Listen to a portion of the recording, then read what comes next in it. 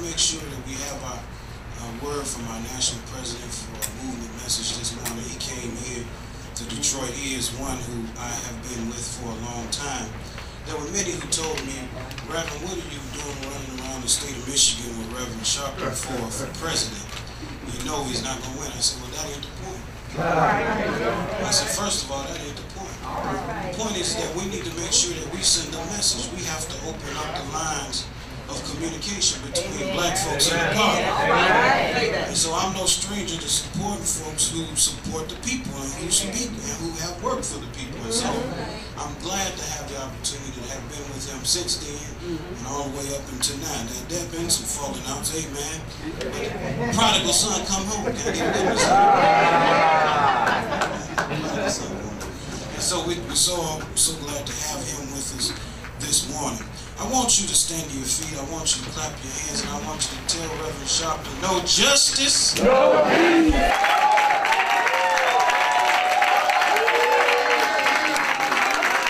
No justice, no peace. No justice, no peace. No justice, no peace. No justice, no peace.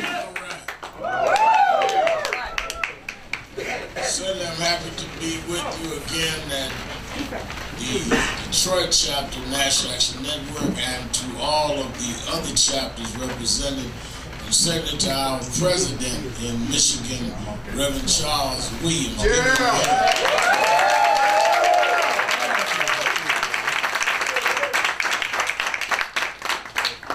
I was coming in this morning from Atlanta, and as I was reading the papers, one of the things that I think that we are very negligent about in the black community is that we are up on the news and behind on the times.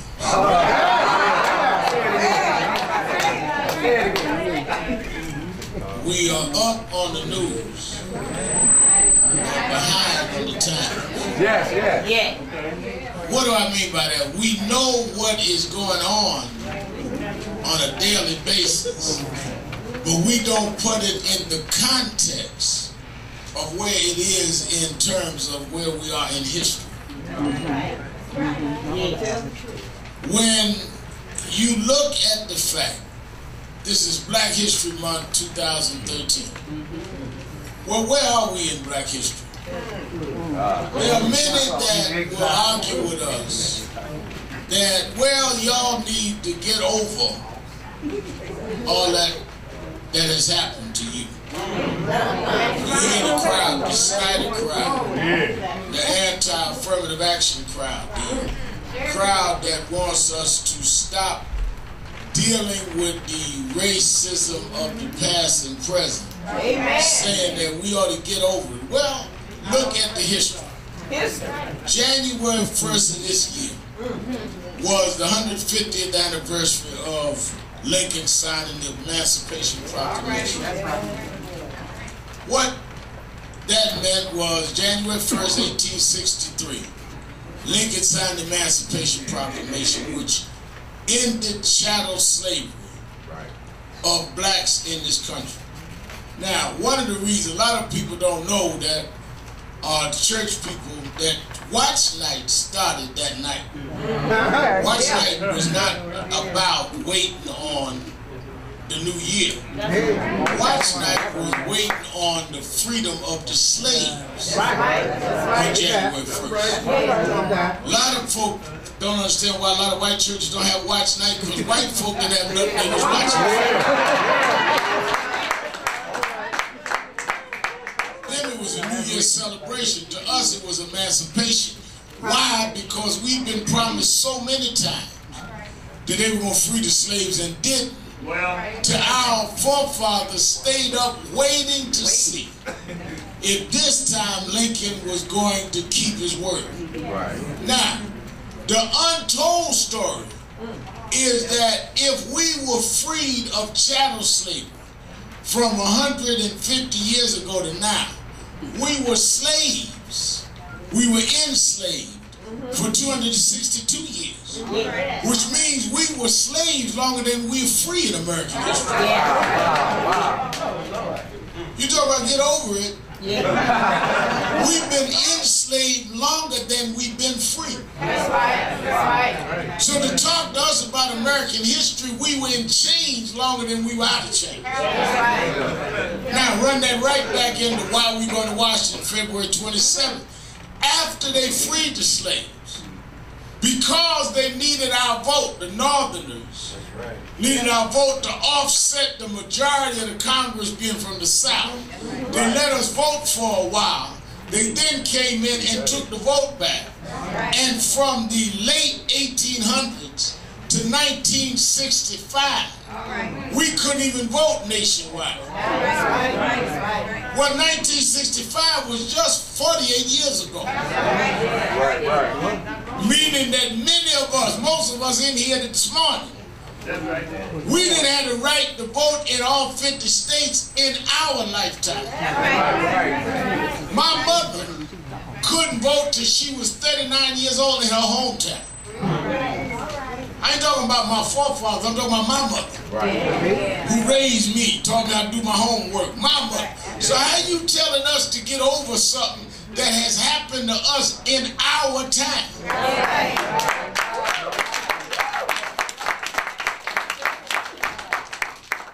March on Washington was just 50 years ago.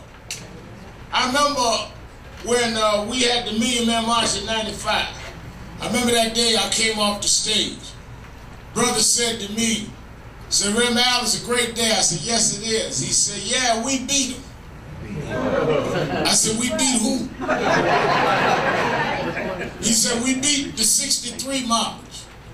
I said, "Well, what you mean, we beat the 63 March?" He said, "Well, in 63, they only had 250,000 people. Today, we had over 1 million. I said, "Well, we had more people than they did, but we didn't beat them." He said, "Well, how you figure that?" I said, "Because you have to remember in 63, they came to Washington, they had to ride the back of buses. Those that had a car had to sleep in their car because there wasn't a motel that would rent a black room. They had to travel with greasy paper bags with fried chicken sandwiches because they couldn't stop and eat at a restaurant. They had to hold their bodies because they weren't allowed to use a public toilet. But because they came in 63, we flew back first class in 95.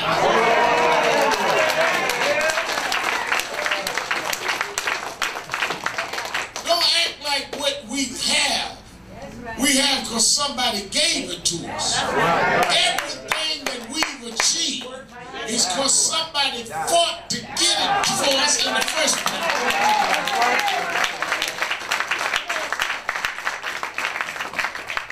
So the whole coalition of civil rights and black church and labor that was able to secure these rights, now all of those rights are under threat. That's right. Build a monument for Dr. King and then try to make the Voting Rights Act unconstitutional. So how you going to tour the King Monument, but when they're going to have the hearing to make the King Voting Rights Act unconstitutional, you can't get to Washington then. I mean, well, that's an oxymoron. You're going to bring your grandchild to see the monument, but the Supreme Court going to revoke everything King stood for. You don't have time for that. February 27th, when we go to Washington, they're here in Section 5 of the Voting Rights Act. Section 5 means they cannot change any voting in those congressional districts designated without pre-clearance from the Justice Department. That's what Section 5 says. Now, which means last year, when they changed voter ID and early voting and ending Sunday go to the polls, which we call sold to the polls, the reason Eric Holder could stop them in South Carolina and Texas and in other states, including 2 districts in New York and Michigan, is because of Section 5 of the Voting Rights Act. If Section 5 was not there, he did not have the basis to stop them, and they could do whatever they want to do. If they rule February 27th that Section 5 is unconstitutional, the Justice Department has no standing, and they can change whatever they want to change. And we will have to start all over again like pre-65 to get a Voting Rights Act. Wow. So everything Dr. King and those achieved in terms of voting rights can go out the door with this Roberts Supreme Court.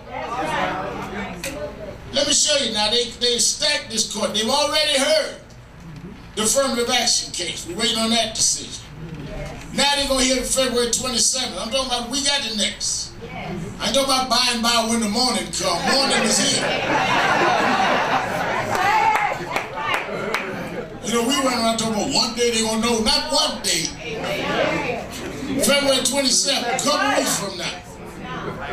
If they catch us sleeping, they will change affirmative action and voting this session. If they rule affirmative action is unconstitutional, Sam, they'll say that race cannot be considered in higher education. Well, if race becomes unconstitutional in higher education, then it will be unconstitutional in diversity in employment, which means all these auto companies that we just rebuilt does not have to make sure they have a diverse employment because it would be unconstitutional to consider race.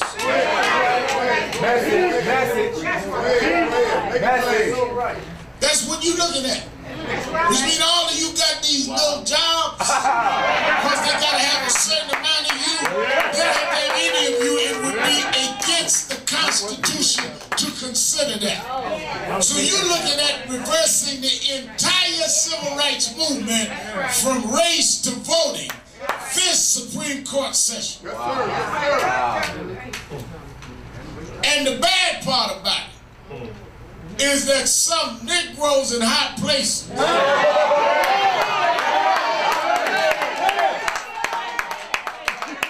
not even dealing with the issue. They wouldn't be in office if they won the Voting Rights Act. And they don't even have the dignity and respect to stand up for what sponsored them in the first place.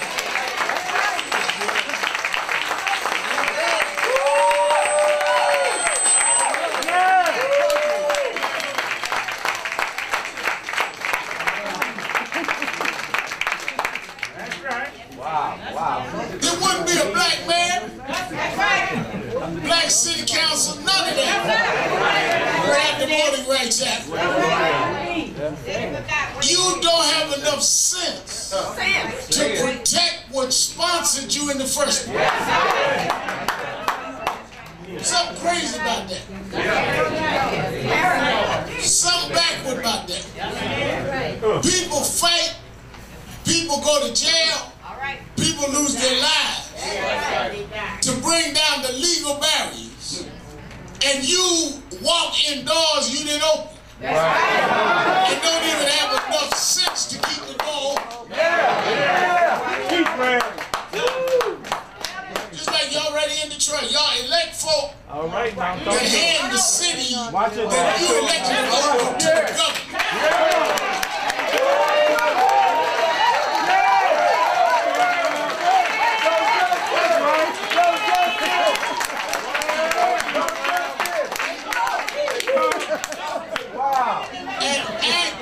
You are bothering them. Yes.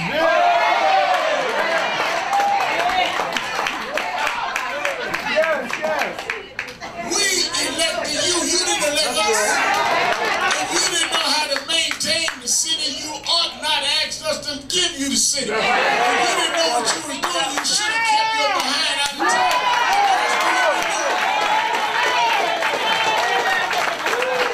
Come on, Graham.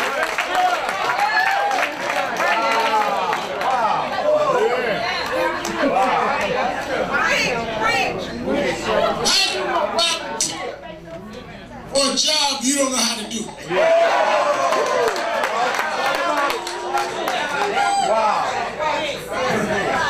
We leave here going to New Bedford. Why would you ask for the keys to the car if you can't drive? If you didn't know how to run the town, then you shouldn't have asked. Since we done now figured out you can't drive, we're going to take the keys back and give it to somebody how to drive.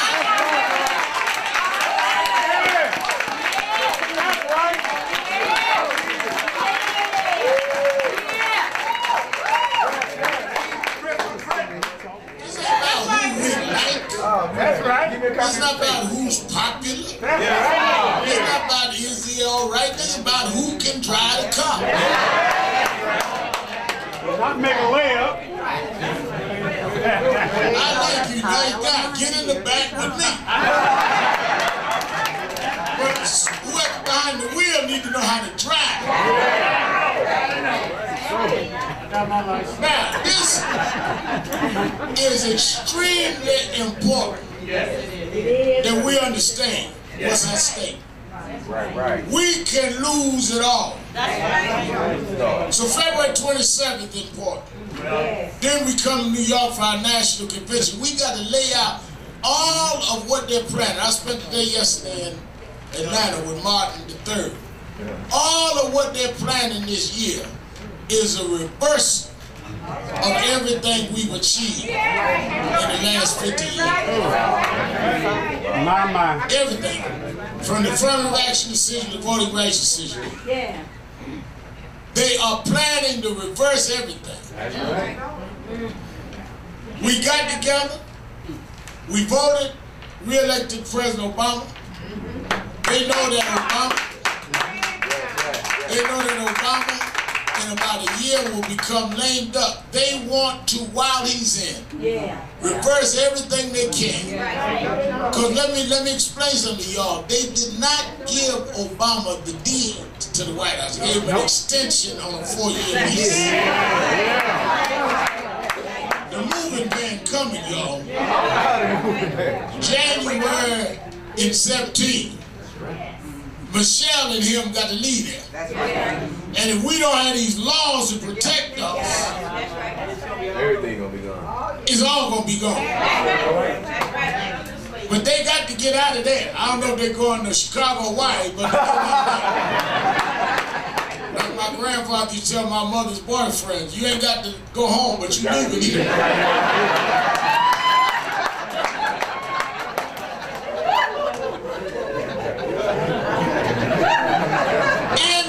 Law, we better protect ourselves.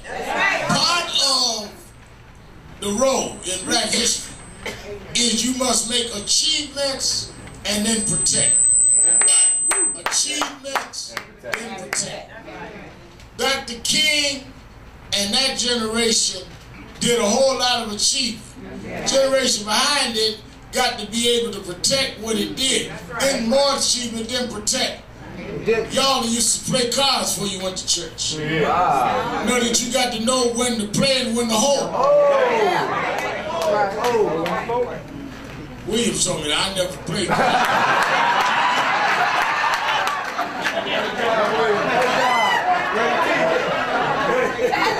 We are in a position where if we don't hold, we're going to lose what we have.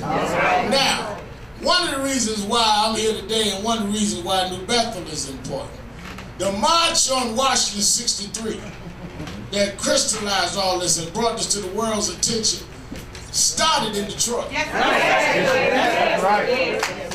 They got to Washington after mobilizing labor and civil rights and going down to Woodward.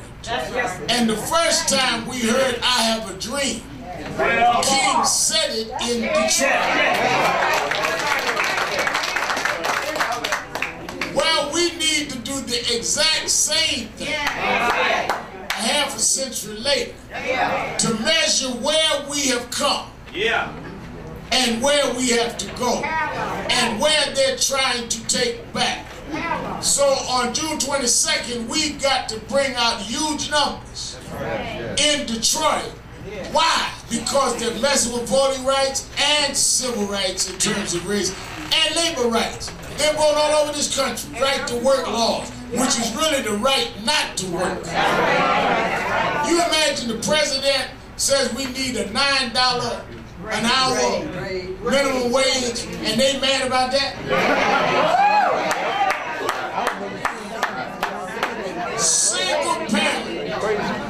Single parent with one child, work every day, makes $14,500 a year.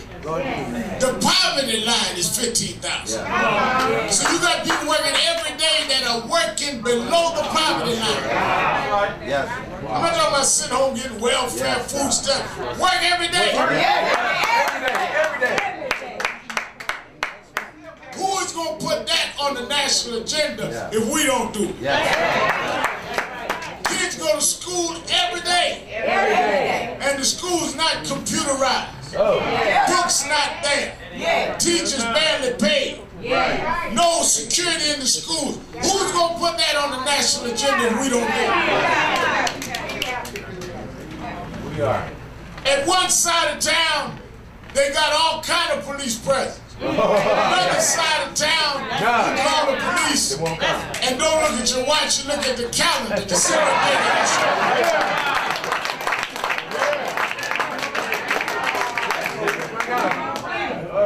Who gonna put that on the agenda if we don't? That's right. And guess what? We always had to do it. No one ever put us on the agenda. We always had to put ourselves on the agenda.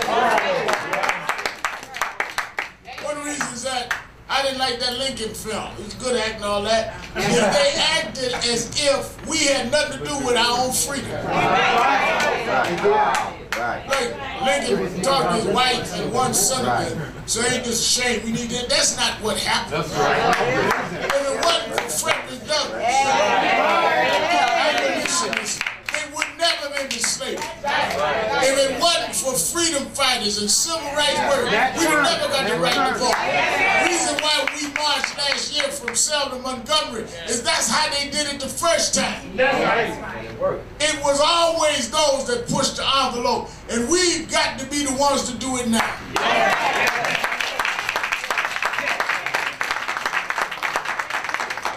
So our challenge is that we've got to move, and we've got to move now. Part of the job of an activist is to know when to move. Now's the time.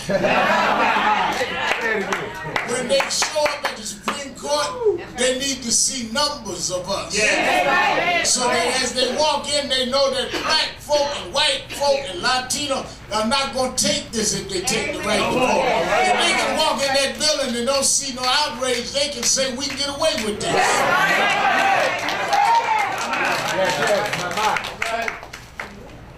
People will do whatever you give them the impression that they can get away with. Now, I didn't learn that in no higher place of education. Every day. I learned that growing up in the ghettos of Brownsville, Brooklyn, New York. You know, Williams and Bullitt, all of them been to big seminaries. They learned all that stuff in seminary. I learned it in the projects. When I was growing up, we had roaches. And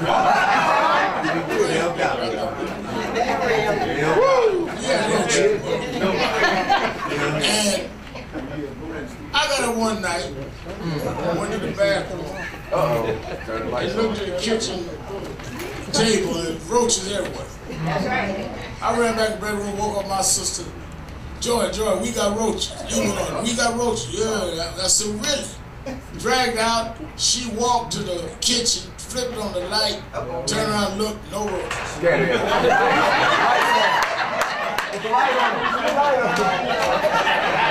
She real mad now. I done woke up. She walk in there, cut the light on, nothing there. I said, no, really, they were here. Roaches everywhere. We had flying roaches. The edges just died. She went on back, cut the light out, went back to bed. I just couldn't figure this thing out. I got up again, went and looked in there, they was back. I dragged out again. She stumbled in there, real mad now. Cut the light on, gone. No one. She went back and laid back down, furious. But I figured that thing out, buddy. Yes. As long as you are in the dark. Come on, Rev. Roaches will have a 7-course meal at your door. Come on. But as soon as you cut the lights on, roaches will run for cover. And I made up my mind that night, I'm going to keep putting the light on roaches.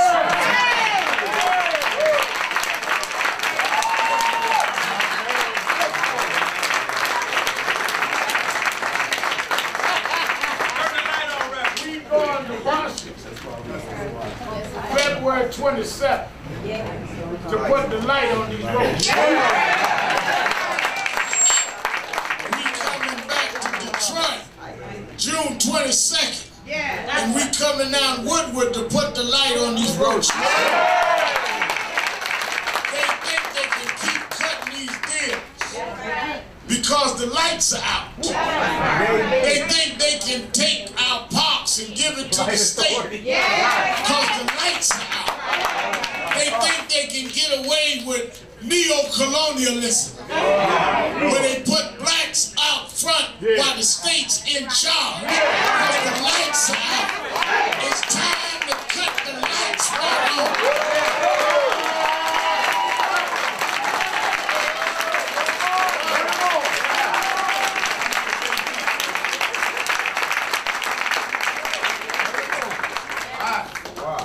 So now is our challenge.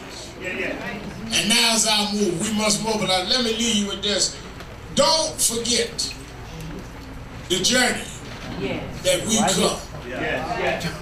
If anything is important about Black History Month, is remember that journey. I sat there about 5 weeks ago. President Obama had the head of the Urban League, head of NAACP, and me as head of N.A.N. as his guest on the platform while he was inaugurated. And as I sat there, man behind me, Williams, sitting right behind us, said, isn't it something to see the president being sworn in with Lincoln's Bible and Dr. King's Bible? I said, yeah. I said, it is. But I said, don't get confused. Two Bibles, they both have the same amount of books, the same amount of chapters, same verses, say the same things. But those Bibles took two different routes to get.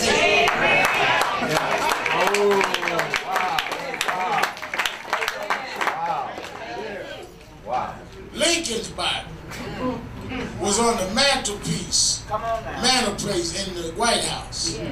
Heads of states would read that Bible. The elite in Washington would read that Bible. Dr. King's Bible didn't come that route. Dr. King's Bible traveled through the poor counties in Mississippi. Dr. King's Bible went through little storefront churches in Georgia. Dr. King's Bible, when he went to jail in Birmingham, they checked it in the locker as property. If you look inside of the Bible, you see his cell number. But the bailiff never thought that night in Birmingham that that Bible would be at the Capitol, swearing in the president of the United States.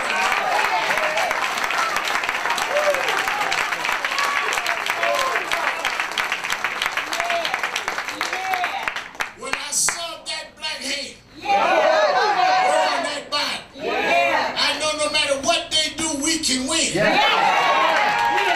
With all they did last year, we still won. With all the money they spent, we still won. Because somewhere I read, if you're faithful over few people, I'll make you ruler over many people. If you keep on